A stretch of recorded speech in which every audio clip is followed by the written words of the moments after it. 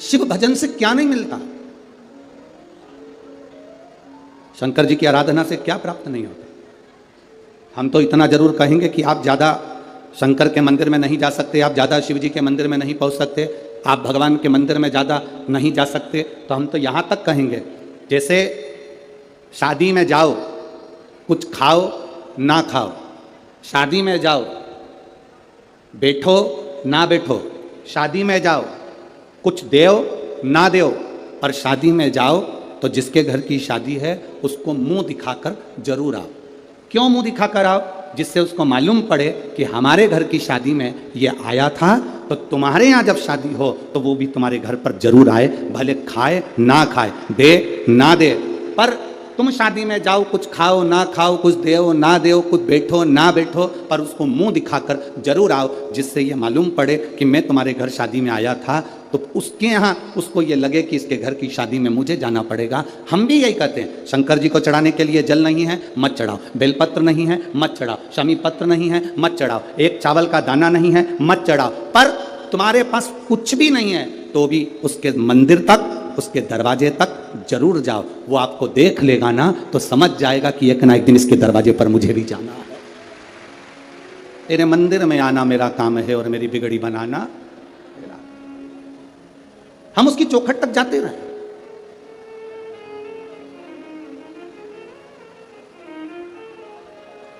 हम उसके दरवाजे तक जाते रहे, और जब तक हम उसकी चौखट तक नहीं जाएंगे, जब तक हम उसके दरवाजे तक नहीं पहुंचेंगे, तब तक वो कैसे आएगा? उसको पुकारा ही नहीं हमने तो आएगा कैसे?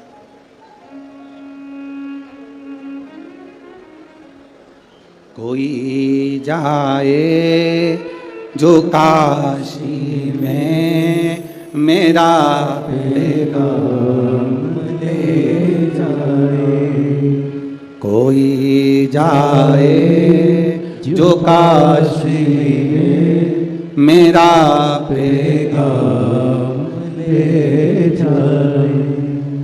मैं खुद तो आ नहीं सकता, मैं खुद तो आ नहीं सकता, मेरा पैगाम ले जाना।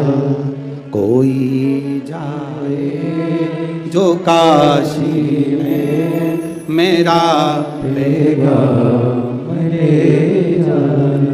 हम खुद नहीं लेकर जा सकते, हम उसके दरवाजे पर नहीं ले जा सकते, कोई बात नहीं,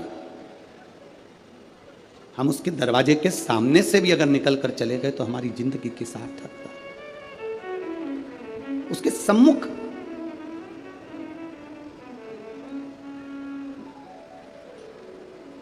भगवान नारायण और भगवान ब्रह्मा दोनों ने मिलकर एक पर्वत का मंथन किया।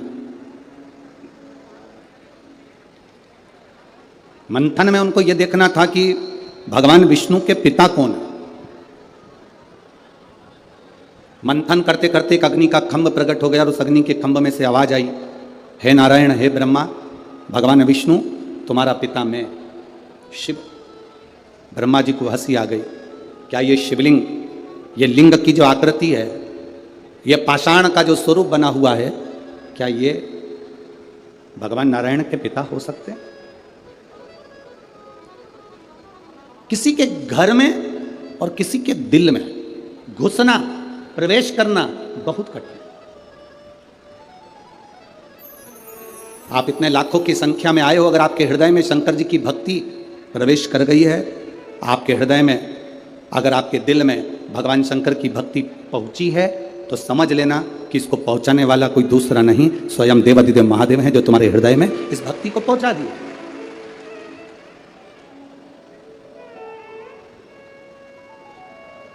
इस भक्ति को शिव ही पहुंचा सकते।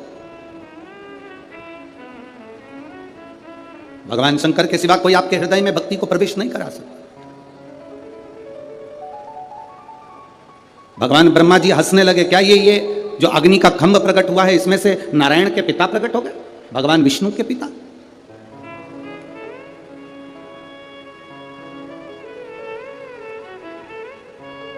भगवान ब्रह्मा जी ने भगवान विष्णु जी से कहा कि आपके पिताजी का सिर कहाँ है और उनके चरण कहाँ है? कभी शिवलिंग को देखेंगे आप तो शिवलिंग में चरण कहाँ है और उनके मुख कहाँ है, ये किसको मालूम पड़ेगा?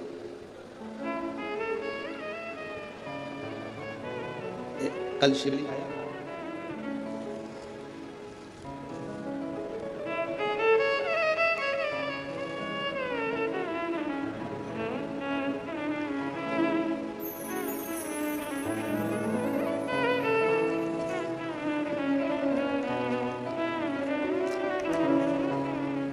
हम मान लो ये शिवलिंग है, जरा समझना। अब ये शिवलिंग है, अब इस शिवलिंग का मुख कहाँ है, इस शिवलिंग का चरण कहाँ है? भगवान ब्रह्मा जी भगवान विष्णु जी पर हंसकर बोले तुम्हारे पिताजी का चरण और तुम्हारे पिताजी का मुख है कहाँ?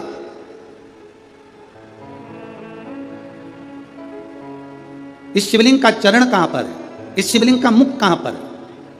ब्रह्मा जी हंसे ठाका लगा करके, ये जो शिवलिंग प्रकट हुआ है, जो शंकर भगवान का प्रतिबिंब जो प्रकट हुआ है, इसका चरण, इसका सिर, इसका मुख है कहां? ब्रह्मा जी जब हंसे तो भगवान विष्णु ने कहा मैं नहीं जानता कि मेरे पिता का मुख कहां है, मेरे पिता का चरण कहां है, पर इतना जरूर कहता हूं, भगवान नारायण कहते हैं पिता का मुख, पिता का चरण, इससे मतलब नहीं होना चाहिए, मतलब होना चाहिए कि पिता की छत्र छाया हमारे ऊपर है कि नहीं है, मतलब उससे होना चाहिए। कहां चरण है, कहां मुख है, दोनों में वाद विवाद हुआ। भगवान ब्रह्मा जी ने भगवान विष्णु से कहा कि मैं आकाश में जाता हूं और भगवान शंकर का सिर देखकर आता हूं, तुम पताल में जाओ और भगवान शंकर का चरण देखकर आओ। दोनों जा रहे हैं। भगवान विष्णु ने मना कर दिया था मेरे पताल में जाने से कुछ नहीं होगा, शंकर भगवान के चरण मिलना कठिन है।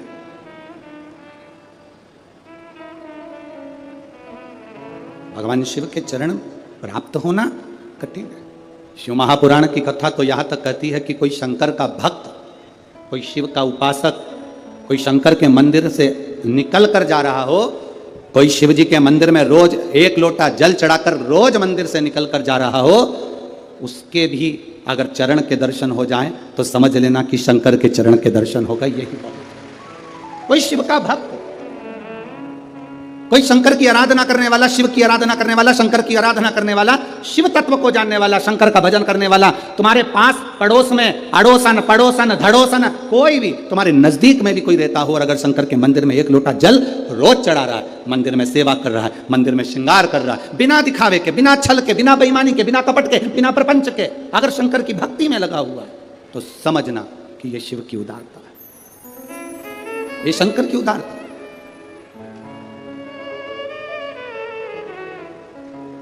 कल रात्रि को शाम के समय पर हम सो सविता मोहन जी मते जी से कह रहे थे, हम श्री मोहन मते जी की धर्मपत्नी जी से कह रहे थे कि माता जी, दीदी भाई, जी कहीं ना कहीं आपके पति श्री मोहन गोपाल जी मते जी का, आमदार जी का कोई ना कोई पुण्य शंकर जी के प्रति प्रबल जरूर हुआ होगा, उनकी शिव भक्ति दड़ी जरूर हुई होगी, तब जाकर उनके ये क्षेत्र में शिव महापुराण की कथा आई।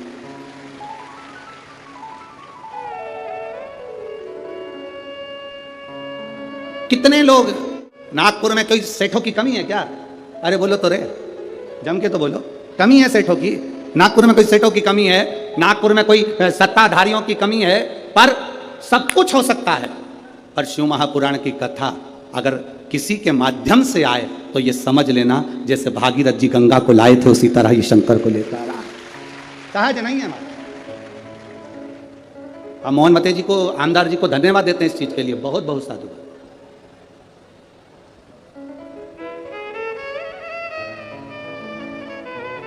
एक रास्ता छूट जाए, छूट जाने दो, एक घर छूट जाए, छूट जाने दो, एक दुकान छूट जाए, छूट जाने दो, थाली में भोजन छूट जाए, छूट जाने दो, पर शिव महापुराण की कथा कहती अपना सनातन धर्म कभी मत छोड़ना, उसको पकड़ कर रखना। जो सनातन धर्म को पकड़ कर रखता है, सनातन धर्म मेरा महादेव, उसको पकड़ कर रखता है। आज दुनिया के लोगों को प्रसन्न करने के लिए ना जाने कितने कितने लोग अपने सनातन धर्म को ही गाली दे देते हैं। शंकर को जल चढ़ाने से क्या होता है, शिव जी पर दूध छोड़ने से क्या होता है, सनातन धर्म पर लोगों के लिए उठा देते हैं। जिसने शिव को जान लिया वो जिंदगी में सब कुछ पा गया, जो शंकर को नहीं जान पाया वो सब गवा दिया, सब गवा।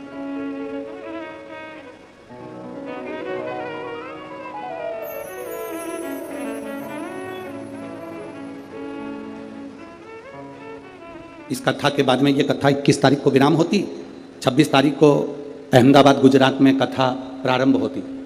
26 तारीख से 1 तारीख तक जो अहमदाबाद गुजरात में कथा थी, वहाँ पर अभी से लोग पहुँचना प्रारंभ हो गए, तो अहमदाबाद गुजरात में कथा की परमिशन कैंसिल कर दी गई। अब जरा विचार करिएगा, कथा की परमिशन कैंसिल हुई। जो जजमान कथा लिए थे शर्मा जी बड़े दुखी हुए, कहा सही और फ़ोन करा कि गुरुजी से बोलना हमारी कथा कैंसिल हो गई है, अहमदाबाद की जो कथा थी वो कैंसिल हो गई। तो आशीष जी के पास फ़ोन आया, आशीष जी से हमने कहा कि उनको बोलो चिंता करने की ज़रूरत नहीं, बाबा की जब कृपा होगी तब होती है। हो सकता है अभी तुम्हारी पुण्य की गुल्लक नहीं भराई होगी इसलिए कथा नहीं हुई, जब पुण्य की गुल्लक भरा जाएगी तो ये कथा होगी, कभी योग लगेगा, जिसके भाग्य में होगी तहाँ मिलेगी। शिव कथा इतनी साधारण नहीं है, इसको भागवत करा लेना सरल पड़ता है, रामचरितमानस करा लेना सरल पड़ता है, गीता जी का पाठ करा लेना सरल पड़ता है, पर शिव महापुराण की कथा कराना कठिन पड़ता है। क्यों? शंकर के जो भक्त आते हैं वो अपना आसन बिछा कर ऐसे बैठ जाते हैं 5 दिन 7 दिन के लिए कि तुम जेसीबी लेकर इनको उठाओगे तो नहीं उठते हैं। ये जहाँ बैठ गए तो बैठ गए, तुम कितना ही इनसे माथा भड़क लो, कितना ही बोल लो, कितना ही। अपन सब इकट्ठे और शंकर जी के पट्टे, तो क्या सोचो, कोई हटे क्या?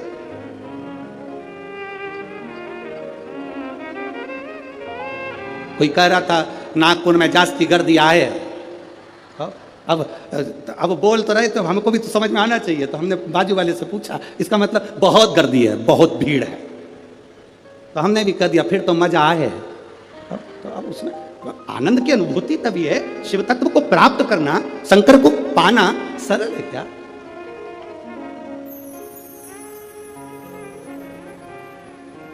महाराज कठिन, बहुत कठिन। ब्रह्मा जी ने हंसकर भगवान विष्णु से कहा मैं सिर देखकर आता हूं, तुम पांव देखकर आओ। चरण देखने के लिए भगवान विष्णु पताल में गए पर चरण नहीं मिले, वापिस आ गए। भगवान ब्रह्मा ऊपर गए, जाते जाते उनको केतकी का फूल मिला, उसको ले लिया। केतकी तू चलकर बोल देना भगवान विष्णु से कि मुझे भगवान शंकर का सिर मिल गया। केतकी ने कहा मैं झूठ क्यों बोलूं, शंकर भगवान के सम्मुख में कहने में तेरा क्या जाता है। ब्रह्मा जी ने कहा तुझे सुगंधित बनाकर रखूंगा, देवताओं पर चढ़वाता रहूंगा, चल बोलना। मेरी बात का अगर विश्वास नहीं करा तो गौ माता निकल कर जा रही थी, गाय को रोक लिया और गौ माता से कहा तुम नीचे जाकर कहना भगवान विष्णु के सामने कि भगवान ब्रह्मा जी को शंकर भगवान का सिर मिल गया। गाय कहती है मैं झूठ क्यों बोलूं, गाय घर में पहली रोटी जो बनेगी तुझे दी जाएगी। एक रोटी के चक्कर में गौ माता झूठ बोल दी, एक रोटी के लिए, एक रोटी के लिए झूठ बोला गया।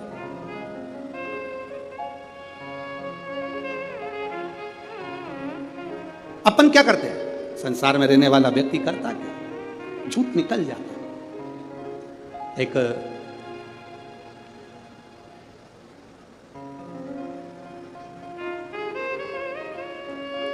भंडारा से कोई पुलिस ऑफिसर है, कोई पुलिस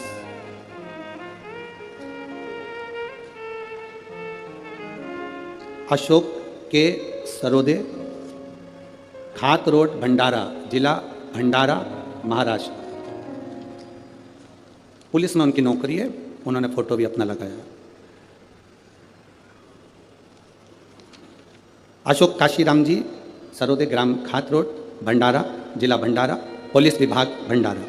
गुरुदेव बाबा का मैं क्या गुणगान करूं, क्या एक लोटे में हम पुलिस की नौकरी करते हैं पर हमारा विश्वास इतना जागृत नहीं हो पाता। गुरुदेव 2014 में मुझे एक झूठे केस में फंसाया गया। झूठा केस में जब मुझे फंसाया, सुंदरम है, पति ने कहा अपन करें क्या, पशुपतिनाथ का व्रत करते हैं। 10 साल से केस चल रहा था, झूठे केस में फंसाया गया था। पत्नी के कहने पर पशुपति व्रत करना प्रारंभ करा, शिवजी पे एक लोटा जल चढ़ाना प्रारंभ करा। आज मेरी पत्नी और मैं जब शंकर के मंदिर में बैठे थे, तब फरवरी 2023 में मेरा केस लगा हुआ था। तभी मुझे जाना था गुरुदेव। मैंने भोले बाबा से जल चढ़ाते चढ़ाते, आप कहते हो ना गुरुजी शिव जी पर धीरे धीरे जल चढ़ाना चाहिए, आपने जल चढ़ाने का स्थान बताया जहां जल बहकर जाता है उत्तर की ओर, दक्षिण में बैठकर उत्तर की ओर मुख कर मैंने जब धीरे धीरे जल चढ़ाकर बाबा से कहा, बाबा अभी जल चढ़ाकर जा रहा हूं, आज मेरा केस है, शाम को आऊंगा ना तो तेरे मंदिर में 2 दिए लेकर आऊंगा, एक तेरे दरवाजे पर लगाऊंगा, एक पशुपतिनाथ के नाम से मेरे दरवाजे पर लगाऊंगा। बाबा अभी आंख में आंसू भर कर जा रहा हूं, आऊंगा ना तो हंसते हुए आऊंगा, यह मेरा विश्वास कहता है। गुरुदेव सन फरवरी 2023 को मैं गया, केस की सुनवाई हुई और जो पूरा विपरीत मेरे लिए केस बना था, बाबा की कृपा से पूरा केस पलट गया और मैं आनंद से बरी हुआ और मुझे वापिस मेरी नौकरी प्राप्त हुई और वापिस मैं नौकरी पर आ गया और जो मेरी ड्यूटी थी उससे पोजीशन बढ़ाकर, क्रम बढ़ाकर, पद बढ़ाकर मुझे नौकरी मिली। मैं बाबा को यहाँ धन्यवाद करने के लिए आया हूँ। ये शिव तत्व, ये घड़ी है, शंकर, इसको शिव कहते हैं, इसको उघड़ी कहते हैं। महाराज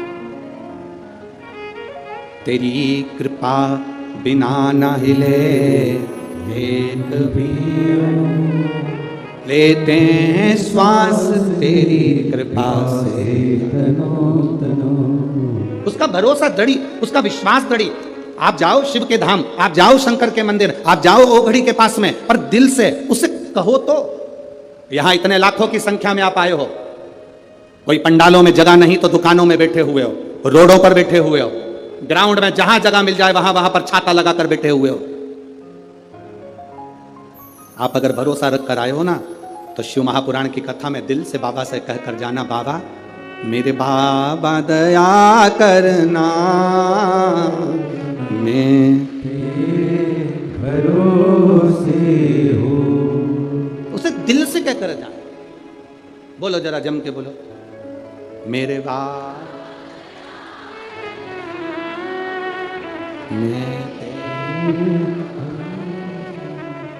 ना घर के, आवाज यहां तक आना चाहिए, ना घर के भरोसे हूं, ना परिवार के भरोसे हूं, भोले बाबा मैं तेरे भरोसे, डमरू वाले दया करना, मैं तेरे भरोसे। हम उसके सहारे तो जिए, हम उसके भरोसे तो जिए।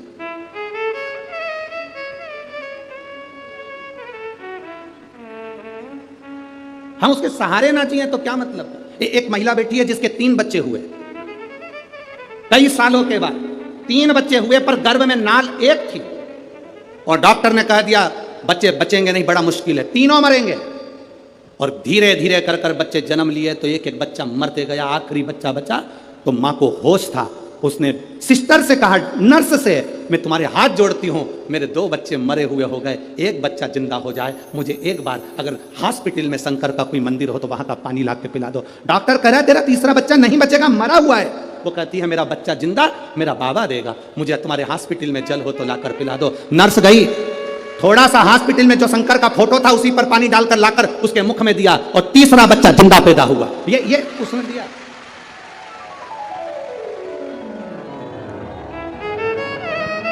कहीं बैठी हो अपने बच्चे को लेके तो उठ के खड़ी हो जाए, वो हम पत्र ढूंढेंगे, समय लगेगा।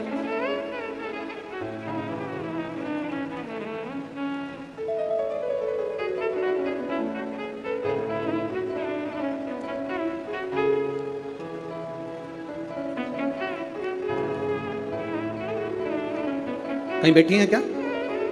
कहीं बैठी हो तो हाथ हिला सकती हैं। बैठी हैं इधर कहीं? है? नहीं दिख रही?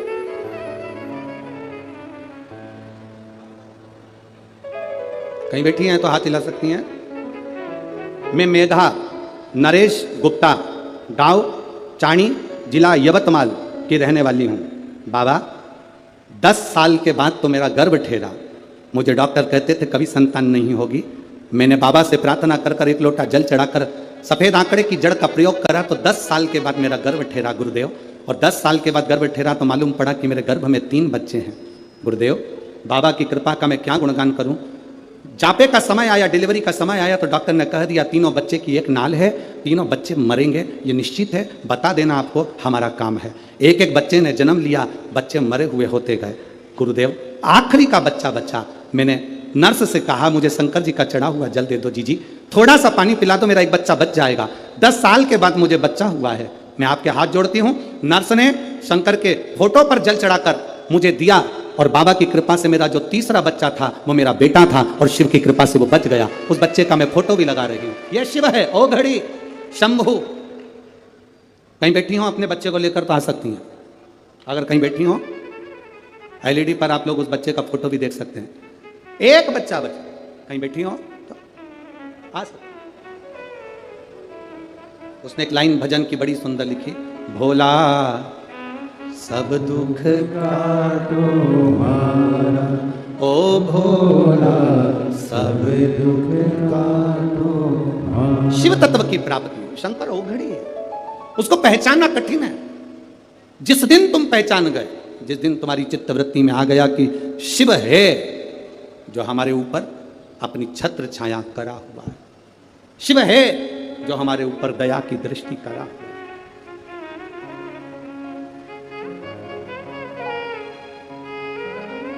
वो शंकर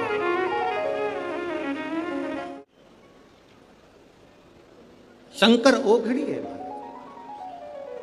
कहा,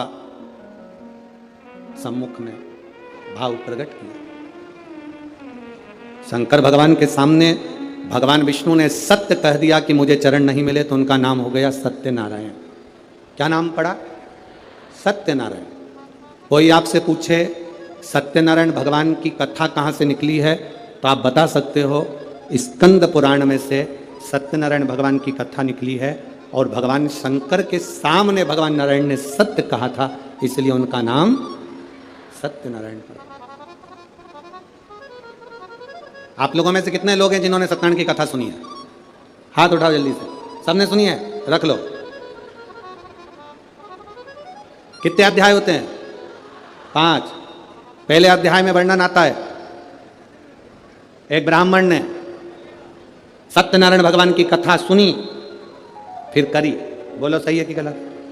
दूसरे अध्याय में वर्णन आता है, लक्कड़हारे ने कथा सुनी करी। तीसरे में भी आता है, साहूकार की पत्नी ने कथा का स्मरण सुना किया। पूरे अध्याय में वर्णन आता है कि सत्यनारायण की कथा सुनी, कथा सुनी, कथा सुनी, पर 5 अध्याय में कहीं नहीं आता कि कथा थी कौन सी जो 5 स्कंद में सुनी थी। बोलो सही है? अरे बोलो तो जम के। उसमें लिखा है कि ये वाली कथा सुनी थी, उसमें लिखा सत्यनारायण जी की कथा सुनी फिर उन्होंने करी, पर थी कौन सी कथा? तो ये कथा थी जो ब्रह्मा और भगवान विष्णु के सामने घर्षण कर कर शिवलिंग की उत्पत्ति हुई और भगवान लक्ष्मी नारायण ने सामने खड़े होकर कह दिया शिव के चरण नहीं मिले, सत्य बोल दिए, इसलिए सत्यनारायण कथा प्रकट हो। ब्रह्मा जी से पूछा आपको भगवान का सिर मिला? हाँ। ना मानो तो केतकी के फूल से पूछो। केतकी के फूल ने झूठ बोल दिया, श्राप दे दिया भोलेनाथ ने, तू मेरे पर कभी नहीं चढ़ेगा। गाय से पूछा, गाय ने झूठ बोल दिया, तेरा मुख अपवित्र होगा, तू झूठ बोली इसलिए झूठन खाएगी। ब्रह्मा ने झूठ बोला तो उनका सिर कट गया, कर्मनाशा नदी प्रकट हो गई, शीश कटा हुआ बड़ का पेड़ बन गया। कौन बड़ के पेड़ की पूजन करे? क्योंकि ब्रह्मा ने झूठ बोला था। तब भगवान नारायण ने कहा कि इस बड़ के पेड़ की कोई पूजन नहीं करेगा, लोग इससे नफरत करेंगे, आप कृपा कर दो। तब भगवान शंकर बड़ के पेड़ के नीचे एक लिंग की आकृति में विराजमान हो गए। शिव जी का नाम बटकेश्वर महादेव पड़ गया। बटकेश्वर, शिव का नाम बटकेश्वर महादेव पड़ गया। बटकेश्वर। ब्रह्मा जी ने क्षमा याचना कर दी, क्षमा कर, तब सृष्टि के निर्माण की ओर आगे। तब समझना, आपकी और हमारी पूरी जिंदगी निकल जाएगी तो नहीं समझ पाएंगे कि शंकर है क्या, शिव है क्या। थोड़ा सा ज्ञान प्राप्त कर लिया और विचार कर लिया कि हम तो शंकर जी को बहुत जानते हैं, हम शिव जी को बहुत जानते हैं, ना ना भाई, शिव को पहचानना बहुत कठिन, बहुत कठिन। उसको पहचाने कौन? शिव महापुराण की कथा कहती है, राजा प्रसेनजीत ने अपनी दोनों लड़कियों का विवाह कर दिया था। नेनुका का विवाह शास्त्रार्जुन के साथ कर दिया था और रेणुका का विवाह जमदग्नि के साथ कर दिया। एक ऋषि के साथ एक राजा के साथ ब्याह हुई।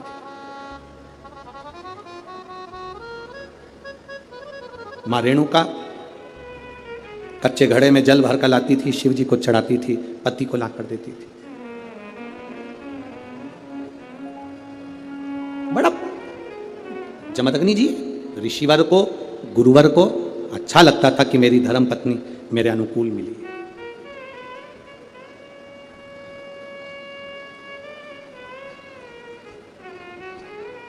घर को अच्छा बनाने के लिए दो की जरूरत है, घर अच्छा बन जाता है। घर को अच्छा बनाने के लिए केवल दो की जरूरत पड़ती है, एक मिस्त्री, दूसरी स्त्री। दो अच्छी है। अगर घर अच्छा बनाना है तो दो की जरूरत है, एक मिस्त्री, दूसरी स्त्री। मिस्त्री थोड़ा बहुत गड़बड़ होगा चल जाएगा, पर जगदम्बा गड़बड़ नहीं होना चाहिए। बहुत मिस्त्री छत थोड़ी बहुत गड़बड़ डाल देगा तो पानी भरा रहेगा, बाथरूम का फर्श गड़बड़ डाल देगा तो पानी भरा रहेगा। मिस्त्री थोड़ा बहुत भी गड़बड़ निकल गया चल जाएगा, पर ये चंद्र घंटा, ये कुष्मांडा, ये स्कंदा अगर थोड़ी बहुत भी गड़बड़ निकल गई, रोज प्रतिदिन सुबेरे हुई नहीं और देवी चालू सुबह से उठते से, अरे उठ गए क्या? पति बोला अभी तो सोया हूं, रात को लेट हो गया। देख लो जरा बच्चों को, जरा देखो, जरा दोनों झगड़ रहे हैं, स्कूल जाने के लिए तैयार नहीं हो रहा है, जल्दी देखो जरा। तो तू कहां पर है? मैं उनका टिफिन बना रही हूं। अब टिफिन बनाए जगदम्बा और पहुंच गए भोलेनाथ। अब भोलेनाथ भी कम है क्या, चिल्ला रहे, क्यों रे क्या कर रहे हो? बस पापा देखो ये बाथरूम में से निकल नहीं रहा, देखो पापा ये नहीं निकल रहा। अब पिताजी एक को चिल्लाए, दूसरे को चिल्लाए, पिताजी बेचारे घबरा गए, अंदर जाके वापिस सो गए। अब थोड़ी देर बाद जगदम्बा फिर टिफिन पैक करते करते कमरे में पहुंच गई। देखो तुम्हारे लक्षण बहुत बुरे हैं, अभी तक सो रहे हो। और बेचारा जैसा था वैसा की वैसा ही उठ के बैठ गया। नवरात्रे चालू हो गए, स्थापना करना है, देवी जी की पूजन करना, उठो जल्दी नहाओ। अब ये आरती गा रही, तेरे भक्त जनों पर माता भीड़ खड़ी। पति इसके पास में बैठ के इसका मुंह देख रहा, हे जगदम्बा तुझसे ज्यादा ये बड़ी है भारी। ये इतनी बात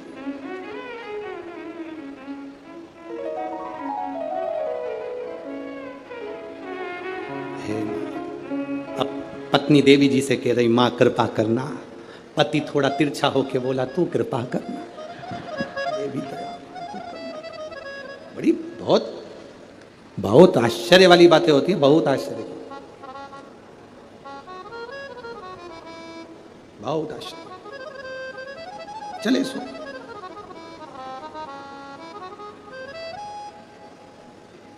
मां रेणुका कच्चे घड़े में जल लेकर आए, शिव जी को अभिषेक के लिए जमदग्नि जी को दे रही हैं, अपने पति को। अच्छा मिस्त्री और अच्छी स्त्री घर को स्वर्ग बना देती है, श्रेष्ठ बना देती है। और अगर मिस्त्री थोड़ा बहुत गड़बड़ निकल जाए चल जाएगा, पर अगर स्त्री ठीक नहीं निकली तो घर में रहने वालों को स्वर्गवासी बना देती है। तो स्वर्ग तो जाने दो, स्वर्गवासी।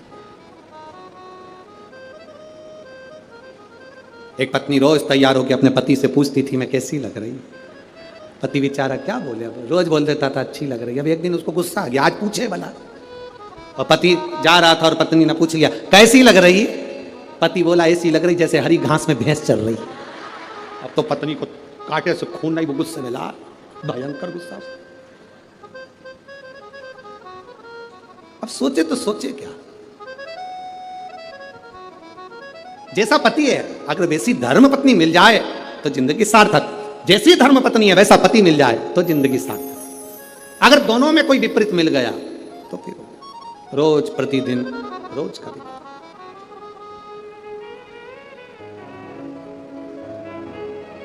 वैसे तो मुझे उम्मीद है नागपुर में तुम सबको अच्छे ही मिले होंगे, और जितने मेरे जीजा हुन बैठे हैं उनको मेरी जीजियां बहुत अच्छी मिली होगी, इतना तो विश्वास है, इतना तो मैं भरोसा रखता हूं। अब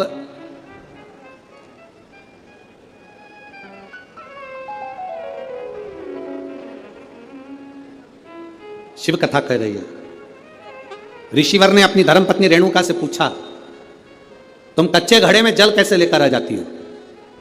रेणुका ने कहा स्वामी इस घड़े को मैं जब बनाती हूं पहले शंकर भगवान के शिवलिंग का निर्माण कर कर उसकी पूजन कर लेती हूं, उसके बाद जो मिट्टी बचती है उससे मैं घड़ा बना लेती हूं। घड़े का निर्माण कर कर मैं उस घड़े को लेकर शंकर भगवान के शिवलिंग को स्पर्श करा देती हूं, छुला देती हूं।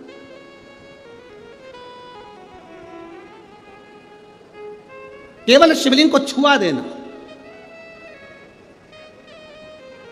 बहुत है। एक पत्र में किसी बहन ने लिखा कि मेरा नाम पूर्वा पीयूष हिंगे है, मैं जूना सकरदरा सोलंकी वाड़ी में रहती हूं। सही बोला है? हाँ ठीक है। मेरी लड़की कहीं बैठी हो, दुर्वा पीयूष हिंगे 4 साल की है, कहीं बैठी हैं? बेटी आई है साथ में, लिया उसको लिया। मेरी बेटी दुर्वा पीयूष हिंगे 4 साल की, पेट में इसको दर्द रहता था, बहुत सारे डॉक्टरों को दिखाया, किसी को समझ में नहीं आया, दवाइयां लेते रहे। 10/7/2022 को रात में बहुत तेज पेट में दर्द हुआ तो इसको डॉक्टर के पास लेकर हॉस्पिटल भी गए। जिन डॉक्टर का इलाज करवाते थे वहीं पर लेकर गए, MRI करी तो मालूम पड़ा कि इसके पेट में 2 गांठ हैं, 2 गठाने पेट में थी, एक 5/8 की, एक 8/5 की। डॉक्टर ने कहा इसका ऑपरेशन करना पड़ेगा।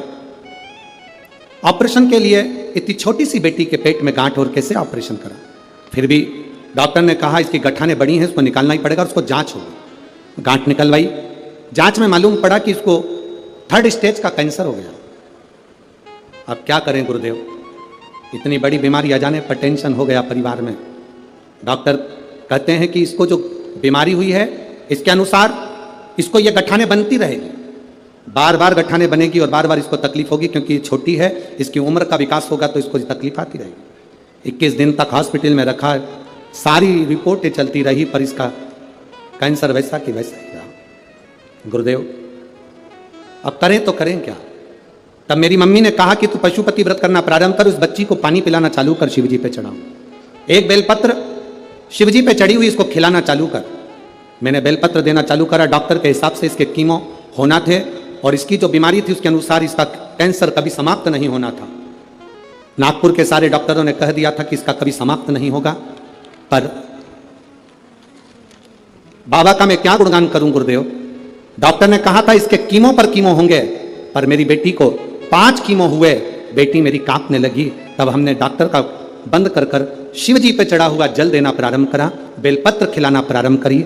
जैसे ही डॉक्टर ने तीसरी PTC जांच प्रारंभ करी, PET जांच प्रारंभ करी, जांच करते से ही डॉक्टर ने कह दिया अब ना जाने इसके शरीर में क्या हो गया कि इसको अब कैंसर नहीं होगा और इसका कैंसर पूरी तरह से समाप्त हो चुका है। लिया।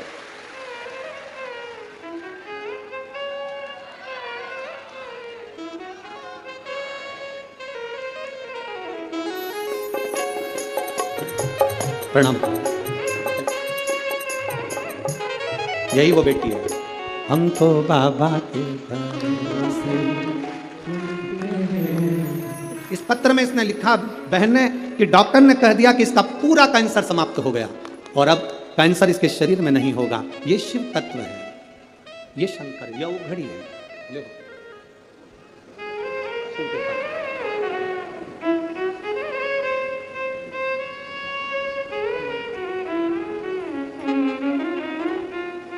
अरे लुटा दिया भंडार काशी वाले ने, कर दिया माला माल काशी वाले ने। ये शिव ओघड़ी है हमारा, शंकर ओघड़ी। इसको केवल पत्थर का माना तो वो पत्थर का रह गया, पत्थर का माना तो पत्थर का रह गया। इसको जिसने अपने दिल से लगा लिया तो वो उसका बाप, उसका पिता, उसका घर हो गया।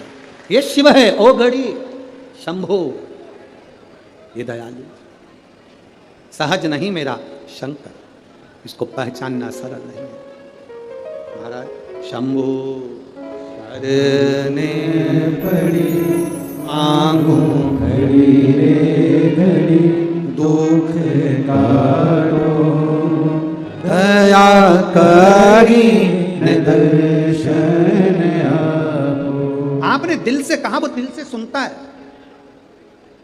आप दिल से बोलो उसको, वो दिल से सुनेगा। रेणुका क्या करती हो जो तुम्हारे कच्चे घड़े में पानी आ जाता है? तुम करती क्या हो? अकाल मृत्यु वो मरे जो काम करे चंडाल का, काल उसका क्या बिगाड़े जो भक्त हो महा काल का। जो शिव की आराधना करने वाला होता है उसका काल भी सम्मुख नहीं आ पाता। काल बोल बम का नारा है, सारी समस्या का हल। वो किस बेस में आएगा, कब आएगा, कैसे आएगा, क्या करेगा, ये उसके ऊपर निर्भर करता है। ये उसके ऊपर।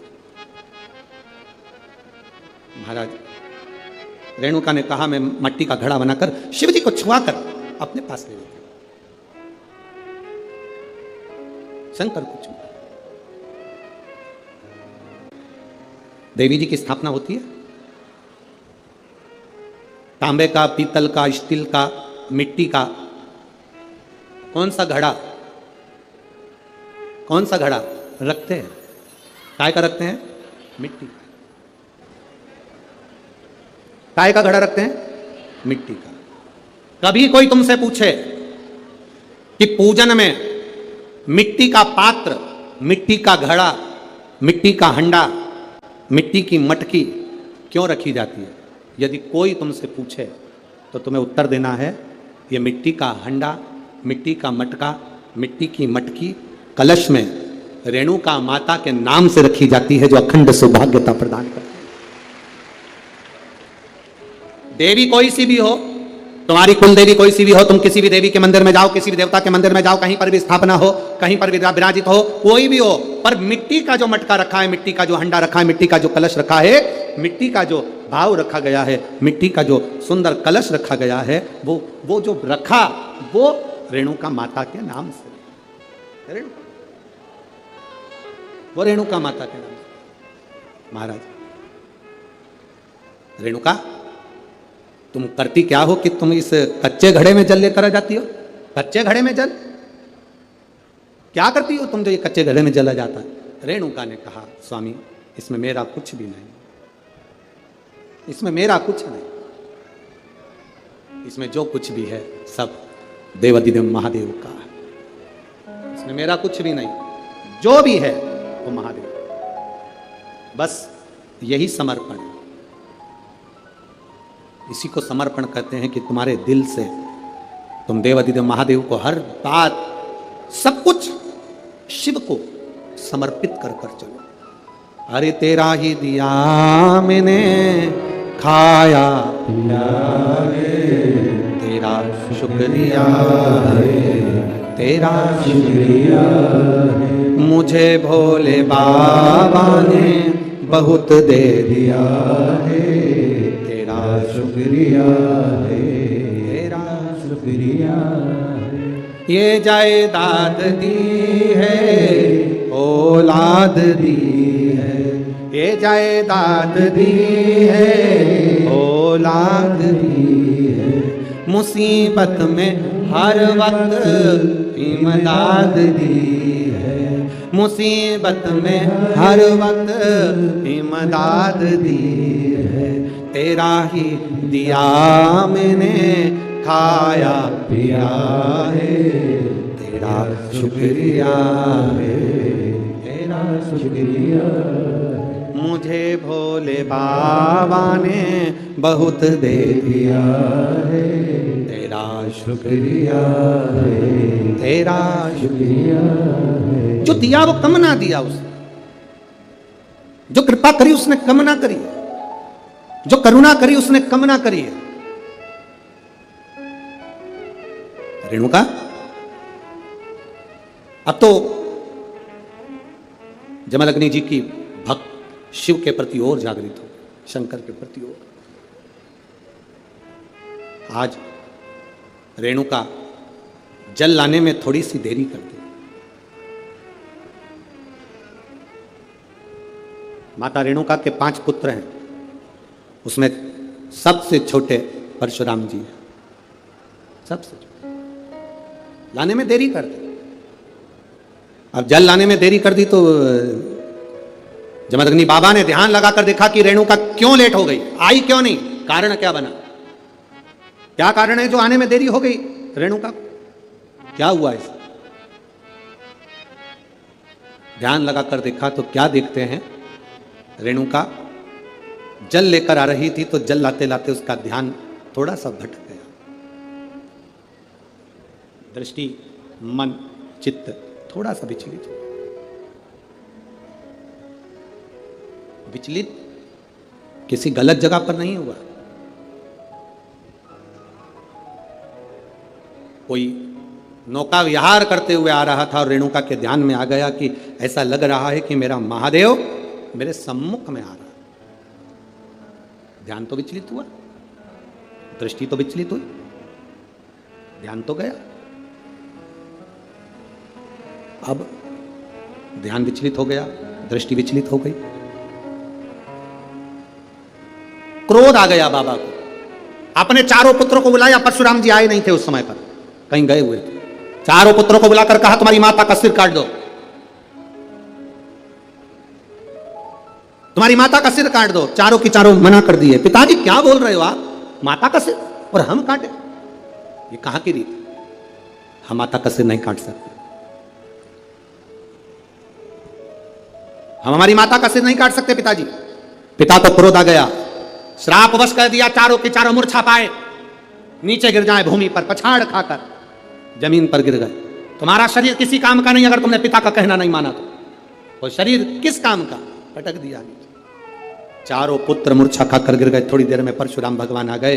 परशुराम जी आए, आते से उन्होंने देखा कि मेरे चारों भाई पड़े हैं। पूछ लिया पिताजी से, पिताजी ये चारों को क्या हो गया। तुम्हारे पिता तुरंत कहा तुम्हारे भाइयों ने मेरा कहना नहीं माना, इसलिए उनको मैंने श्रापवश यहां पटक दिया है। उनका शरीर बेकार हो गया, उनका शरीर काम का नहीं, मूर्छा में चले गए, उनको शुद्धता नहीं रही, शुद्धता पटक दिया। परशुराम जी ने अपने पिताजी से कहा, बेटे पिता की आज्ञा ना माने तो बेटे किस काम के, पर आज्ञा क्या करी आपने, आप क्या चाहते हो वो बोलो ना। पिताजी ने कहा, ले परशुराम ये फरसा ले और तेरी मां का गला काट दे, शीश काट दे, उतार शीश। परशुराम जी ने पूछा कि मैं शीश काट दूं, हाँ। हाथ में फरसा लिया परशुराम जी ने, और एक बार भी अपने पिताजी से यह नहीं पूछा कि तुम क्यों कह रहे हो इस मां को मारने के लिए, एक बार भी नहीं पूछा। पिता की आज्ञा है, स्वीकार करूंगा, पिता की आज्ञा है, स्वीकार करूंगा। जरा विचार करिएगा, अपनी चित्तवृत्ति में लेकर आइएगा इस बात को। एक पिता आज के बेटे से कहता है कि मुझे 1 गिलास पानी ला कर दे दो, और बेटा अपनी माता से कह देता है मम्मी पापा को पानी दे दो।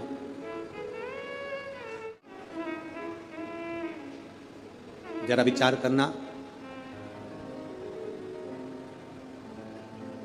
ये दुनिया की रीत, ये दुनिया का क्रम।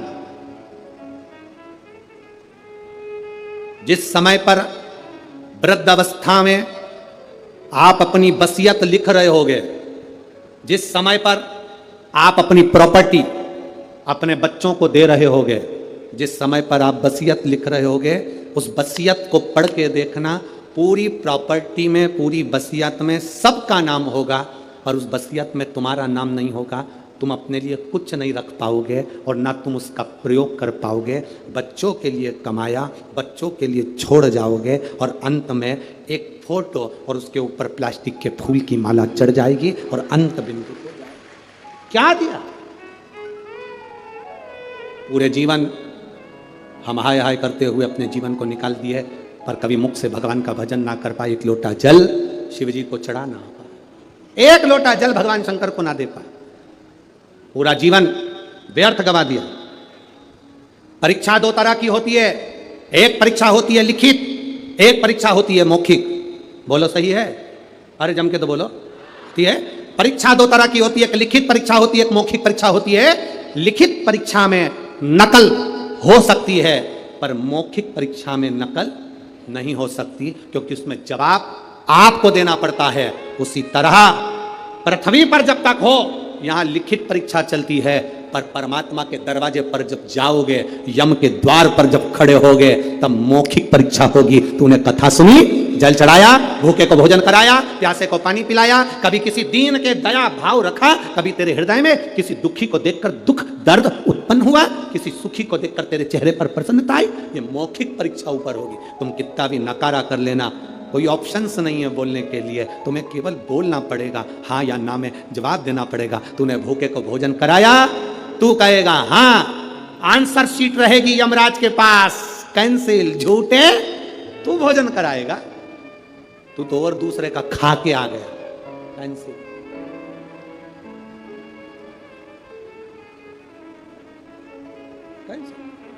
और महाराज शिव कथा कह रही है, अरे मत बुरे कर्म कर बंदे वरना पछताएगा, भगवान की आंखों से तू बच नहीं पाएगा, तू बच नहीं पाएगा। अरे ओ अज्ञानी मत करना दान, तेरे कर्म का फल भी तू ही पाएगा, जैसा किया तूने तेरे आगे आएगा। मत बुरे कर्म कर बंदे वरना पछताएगा, भगवान की आंखों से तू बच नहीं पाएगा, तू बच नहीं पाएगा। अरे ओ अज्ञानी मत करना, तेरे कर्म का फल तुझे पाना, कोई दूसरा नहीं पाएगा। अपने कर्म का भोग अपने को भोग, कोई दूसरा नहीं भोगेगा। अब काट दे सिर, फरसा लिया, माता का सिर उतार दिया, मर गई। रेणुका का शीश कट गया, शीश कट। जमदग्नि जी प्रसन्न हो गए, पुत्र बड़ा प्रसन्न हूं मैं, वर मांग, तुझे क्या चाहिए? 2 वर दे दो, मांग। एक वर तो ये कि मेरे भाइयों को वापिस मूर्छा से उठा दो, तथास्तु। दूसरा वर मांग ले, मेरी मां को वापिस जिंदा कर दो, वापिस मेरी माता को जिंदा कर दो। जमदग्नि जी ने कहा यह कभी नहीं हो सकता, ये विधि का लेख मैं नहीं टाल सकता। जो मर गया उसको जिंदा करना ये मेरे बस की बात नहीं। जमदग्नि जी ने कहा मेरे बस की बात नहीं। वृक्ष से पत्ता टूट गया, उस पत्ते को पेड़ में वापिस जोड़ना ये मेरे बस की बात नहीं है, मैं नहीं जोड़ सकता, मैं इसको जिंदा नहीं कर सकता। परशुराम भगवान की आंख में जल भर गए, मेरी मां रेणुका जीवित कैसे होगी, कैसे जिंदा होगी? पिता जमदग्नि जी ने कहा सुनो परशुराम, तुम्हारी मां शंकर की भगत है, शिव की उपासना इसने करी है। विधि लिखना यह देवताओं का काम है, भाग्य लिखना यह देवताओं का काम है, पर भाग्य को बदल देना यह महादेव का काम है। भाग्य को अगर कोई बदल सकता है तो वो केवल एक, वो है देव अधिदेव महादेव, दूसरा कोई नहीं बदल सकता। ललाट को बदलेगा कौन? केवल शिव। एक पत्र आया है, आराधना शिवहरे, पति ऋषि शिवहरे, सदर जबलपुर निवासी, मध्य प्रदेश से आई हूं। कहीं बैठी हो तो हाथ हिला सकती है। बच्चों को लाए हो? बच्चे आए हैं साथ में, ले आओ दोनों को। गुरुदेव कई साल शादी को हो गए थे पर संतान का सुख नहीं था, डॉक्टरों के हिसाब से हमने टेस्ट बेबी भी करवाया पर संतान का सुख नहीं आया। गुरुदेव, कई लोग अपशब्द भी कहते थे, बांझ तक शब्दों का संबोधन दे देते थे। तब मेरी मां ने कहा, शंकर के मंदिर जाया कर, बाबा को जल चढ़ाया कर। तुम रुक्का जी का नाम लेकर सफेद आंकड़े की जड़ का प्रयोग करा और बाबा की कृपा से जहां डॉक्टरों का टेस्ट बेबी भी फेल हो गया, सफेद आंकड़े की जड़ के प्रयोग से मेरा गर्भ ठहर गया। गुरुदेव, शिव जी को जल चढ़ाना, आचमन करना, गर्भ तो ठहर गया पर तकलीफ बहुत थी। 15 दिन का गर्भ आया तो भी तकलीफ रही, 1 महीना हो गया तो भी तकलीफ रही, बार बार तकलीफें बढ़ती गई। तब सोनोग्राफी कराई तो उसमें मालूम पड़ा कि बाबा की कृपा से मुझे गर्भ में 2 बच्चे हैं और बाबा ने मेरे को 2 संतान दी है। गुरुदेव, डॉक्टर के हिसाब से एक बच्चा पूर्ण तरह से स्वस्थ है पर दूसरे बच्चे की कोई गारंटी नहीं, ये डॉक्टर कह दिया। पर मेरी मां ने कहा, तू हिम्मत मत हार, देवादिदेव महादेव को 1 लोटा जल चढ़ाती रहे और रोज शिव जी के मंदिर जाती रहे। मैं गर्भ से, डॉक्टर ने कहा तुम्हारा एक बच्चा ठीक नहीं है, एक बच्चा ठीक है, पर शिव जी को जल चढ़ाते चढ़ाते रोज आचमन करती। बाबा का मैं क्या गुणगान करूं गुरुदेव। 9 महीने तक मैंने बाबा को जल चढ़ाया। आखिरी समय में जब हॉस्पिटल गई तब शिव जी की एक बेलपत्र साथ में लेके गई कि मेरे दोनों बच्चे अच्छे हों, और बाबा की कृपा से मुझे 2 बच्चे हुए, एक बेटा एक बेटी, और दोनों तरह से दोनों स्वस्थ हैं। मैं दोनों को यहाँ पर लेकर कथा में प्रणाम करने के लिए आई हूं। ये शिव तत्व ओघड़ी शंभु है, शंकर।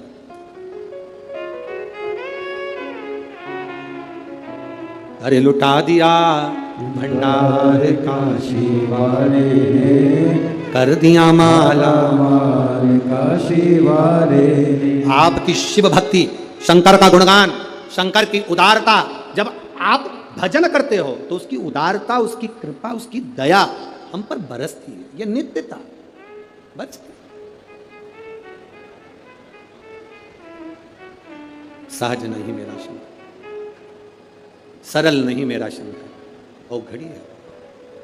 महाराज शिव कथा कर रही है, भगवान देवादिदेव महादेव का संवाद कर रहा है।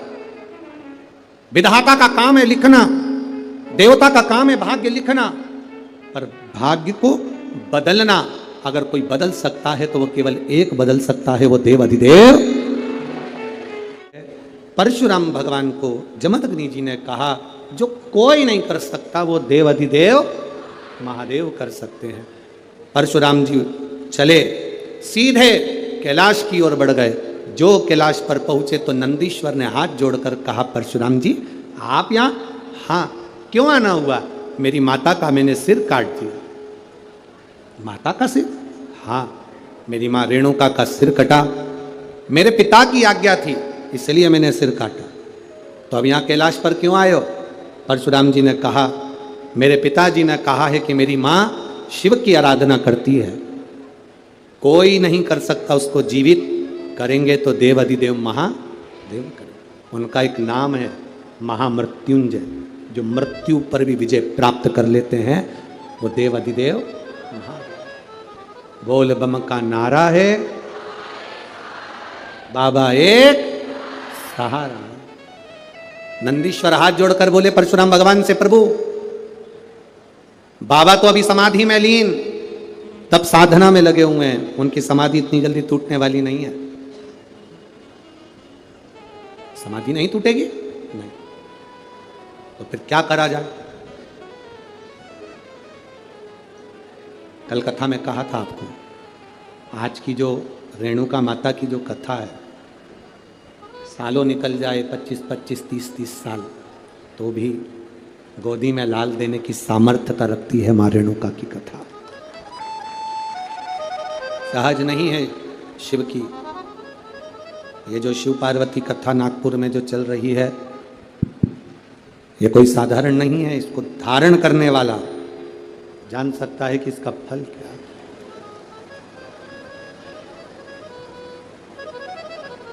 नंदीश्वर ने कहा, बाबा तो अभी समाधि में लीन है, तो फिर मेरी माता का सिर कौन जोड़ेगा? पिता ने कह दिया, कट गया, मर चुकी है, उसको जिंदा नहीं कर सकते, अब कौन करेगा? और भगवान देवादिदेव महादेव तो समाधि में लीन है। नंदीश्वर ने हाथ जोड़कर परशुराम भगवान से कहा, आप एक काम करिए, शंकर जी के जो परम भक्त हैं तुम रुका जी, उनके पास जाओ। शिव जी के परम भक्त तुम रुका, हाँ, कहां मिलेंगे? शंकर का भक्त कहां मिलता?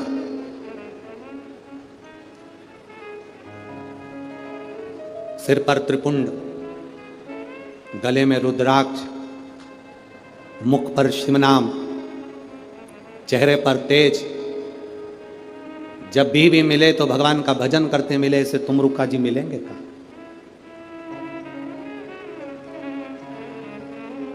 किसी ने पूछा गुरुजी सिर पर तिलक लगाना जरूरी होता है क्या? हम उनसे कहते हैं कि महाराष्ट्र से नागपुर वाले रास्ते से तुम सीहोर जाना, गए हो?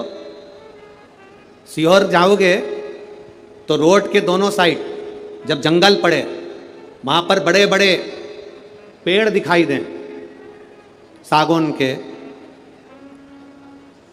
बड़े बड़े वृक्ष दिखे, उन वृक्षों पर सफेद कलर से पुता हुआ होता है। देखिए आप लोगों ने देखा, पेड़ों पे एक छोटा सा पट्टा सफेद कलर का लगा रहता है, किसी पे लाल लगा रहता है। तो कभी मौका मिले तो वहां पर वन विभाग वालों से पूछना कि तुमने इसको पोता क्यों, तुमने इस पे सफेद चूना क्यों लगाया, लाल चूना क्यों लगाया, लाल कलर क्यों लगाया? तो वो वन विभाग वाले कहेंगे कि ये पेड़ हमारी गिनती में हैं, जिन जिन पेड़ों पर निशान लगाए ये पेड़ गवर्नमेंट के हैं, इसको कोई काट नहीं सकता। पेड़ पर निशान होता है तो उसको कोई काट नहीं सकता, वो गवर्नमेंट के होते हैं। और जिसके सिर पर तिलक होता है वो महादेव का होता है, उसको भी कोई काट नहीं सकता, उसको भी कोई काट नहीं सकता जिसके मस्तक पर तिलक है। जरूरी नहीं कि तुम त्रिपुंड लगाओ, तुम्हारा मन पड़े माता रानी की बिंदी लगा लो, एक मेरे हरि विठल की काली बिंदी लगा लो। तुम्हारा मन पड़े तो तुम वेंकटेश भगवान की सफेद लाल बिंदी लगा लो। तुम्हारा मन पड़े जैसा तिलक लगाओ, पर सनातन धर्म के अंदर मस्तक पर अगर तिलक है तो ये समझ लेना कि शिव तुम्हारे करीब है, तुम्हारे करीब में शंकर है। ये समझें, ये जान।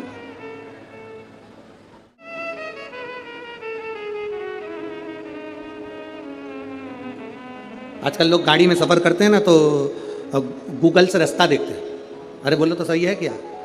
देखते हो, गूगल तुम्हें रास्ता दिखा सकता है, गूगल तुम्हारी गाड़ी को रास्ता बता सकता है, पर गूगल कितना भी गाड़ी को रास्ता बता दे, पर इंसान को सही इंसान बनने का तरीका कोई दूसरा धर्म नहीं, केवल सनातन धर्म ही बता सकता। कोई दूसरा धर्म नहीं बता सकता आपको। सनातन धर्म जो बताएगा वो दूसरा धर्म नहीं बता सकता। सनातन धर्म किसी का कत्ल करना नहीं बताता, सनातन धर्म किसी को बर्बाद करना नहीं बताता, सनातन धर्म किसी को गाली देना नहीं सिखाता, सनातन धर्म किसी को नष्ट करना नहीं सिखाता। सनातन धर्म सर्वे भवन्तु सुखिनः का पाठ पढ़ाता है, सब सुखी रहे। धर्म की अधर्म का, प्राणियों में विश्व का कब होगा? ये तो रोज चिल्लाते हो कि विश्व का कल्याण होगा कब? कब? अरे कल्याण जब होगा जब तुम प्रतिदिन शंकर भगवान के मंदिर एक लोटा जल चढ़ाने जाते रहोगे तो लोगों की आंखों में खटकता रहेगा। ये दुनिया की लोगों की आंखों में खटकता रहेगा। हम इनके हाथ में मोमबत्ती पकड़ा रहे थे, ये वापिस लोटा पकड़ लिए, टेंशन इनको होगा।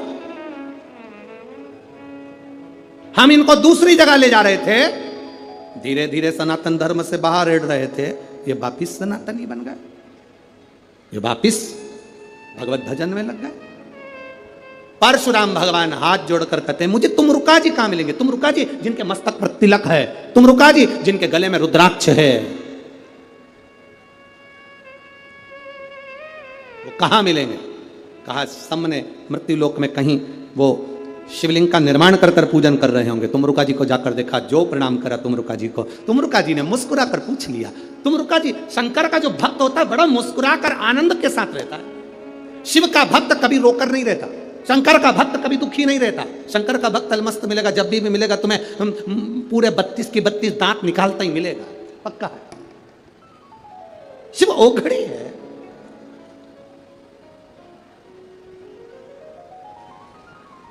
अच्छा तुम ईमानदारी से बोलो, जिंदा जी मुस्कुराना पसंद करोगे कि मरने के बाद?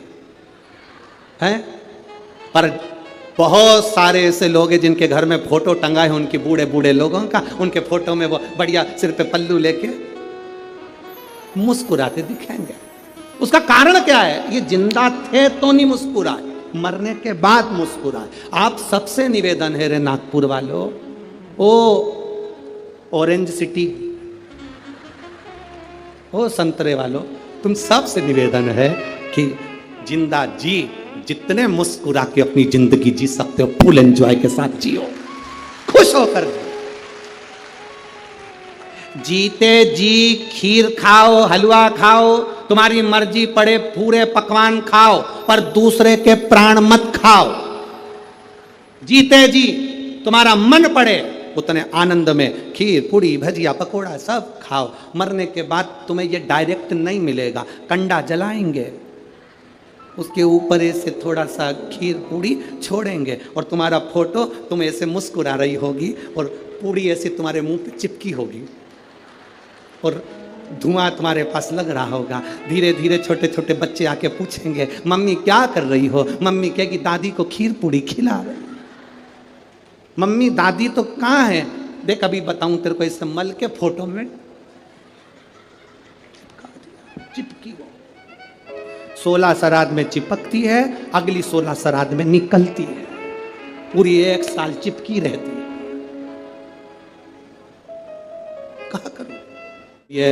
अरे मान मेरा कहना नहीं तो पछताएगा, और माटी का खिलौना माटी में मिल जाएगा। अच्छे फोटो को लाना है, स्माइल देना पड़ेगा। जिसका फोटो बेकार आ जाता है वो गद्दे के नीचे छुपा देता है, जिसका फोटो अच्छा आ जाता है वो दीवार पर लगा के सबको दिखाता। देख कितनी जोरदार, कितनी जोरदार। और मेरा निवेदन है, जैसे तुम सेल्फी में स्माइल देते हो ना, ऐसी मुस्कुराहट तुम्हारी जिंदगी में प्रतिदिन होना चाहिए। खूब मुस्कुरा, प्रसन्न रहो, ये मुस्कुराहट होना चाहिए। समय आया, तुमरुका जी ने कहा क्या हुआ परशुराम जी? परशुराम जी कहते मेरी माँ प्राणों को त्याग दिए, उसको जीवित करना। जीवित कौन करेगा? एक काम करो परशुराम, शंकर भगवान के शिवलिंग की स्थापना करो, पूजन करो। अब परशुराम जी ने शिवलिंग बनाना प्रारंभ करा। बनाते जाएं, बनाते जाएं, बनाते जाएं, पूरा शिवलिंग बन नहीं पाता। बनाते बनाते थक गए, ऐसा शिवलिंग बना जिसका नाम पूरा महादेव हो गया। आज भी मेरठ के पास में परशुराम जी द्वारा निर्मित पूरा महादेव है, जिसकी आकृति ऐसी है कि उसको नीचे से कितना खोदे जाओ मालूम ही नहीं पड़ता कि उसकी अंतिम छोर कहाँ गया। उसका नाम पूरा महादेव परशुराम जी ने बनाया, परशुराम जी ने निर्माण किया। शिव जी प्रसन्न हो गए, मांगो क्या चाहिए? बाबा मेरी माता को जीवित कर दो। शिव जी कहते हैं तुम्हारी माँ तो प्राण छोड़ दी है, वापिस उसके प्राण नहीं आ सकते।